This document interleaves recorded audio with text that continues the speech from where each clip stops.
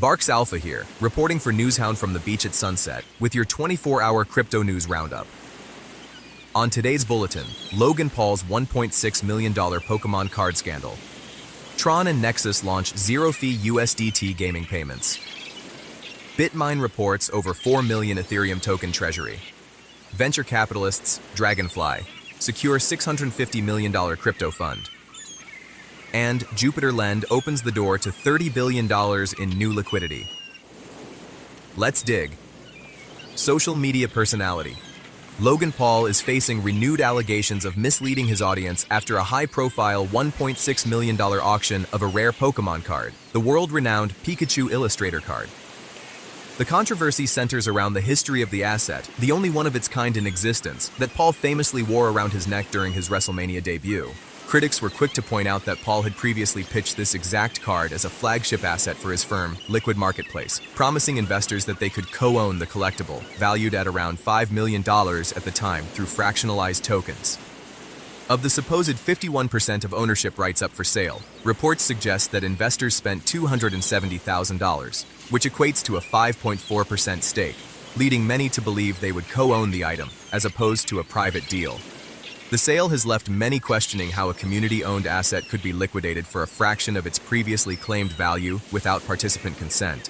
By moving the card into a private sale, what was marketed as a new era of ownership has turned into what many are calling a scam, leaving retail backers holding the bag while the asset disappears into a private collection. In other news, the Tron network has entered into a strategic partnership with Nexus to introduce a feeless payments for the global gaming sector.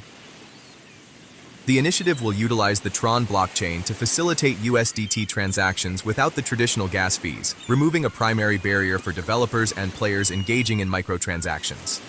By integrating zero-fee rails, the collaboration aims to create a frictionless economic experience within play-to-earn and traditional gaming environments, ensuring that value can move between platforms and wallets with ease. Next up, Bitmine has officially disclosed the holdings of its digital asset treasury, revealing that it now holds 4.371 million Ethereum tokens, with a market valuation of approximately $437 million. The scale of this holding places Bitmine among the top institutional owners of the asset, signaling a long-term commitment to decentralized infrastructure. Some analysts suggest that this move may also be a precursor to the company engaging in large-scale staking activities to generate consistent network rewards. This aggressive acquisition strategy is part of a broader trend of crypto-native corporations quietly accumulating regardless of conditions. And it seems there are more who share the same outlook, as VC firm Dragonfly has reportedly closed a $650 million capital raise, signaling a massive vote of institutional confidence in the digital asset sector during a challenging cycle. The fundraise, which exceeded its initial targets, is earmarked for investments across the decentralized finance, gaming, and infrastructure sectors. The firm's ability to attract such capital highlights the growing divide between short-term market sentiment and the long-term conviction of major venture capital players.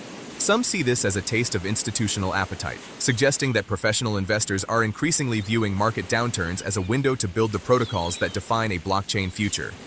Speaking of which, Jupiter has officially launched its lending protocol, Jupiter Lend, a move that has the power to mobilize up to $30 billion in dormant Solana liquidity. Jupiter Lend allows users to earn yield on their assets while providing capital to use elsewhere. The protocol features dynamic interest rate models and sophisticated risk management tools to ensure stability during periods of high market volatility. Should the pool of capital become active, it could drive a surge in DeFi activity, further cementing Solana's position as a primary destination for high-speed, low-cost blockchain activities. That's it for today, dogs. Remember to share with the pack, keep your noses to the ground, and your ears pricked so you never miss a beat. Reporting for Newshound, this is Barks Alpha. Yes, I do.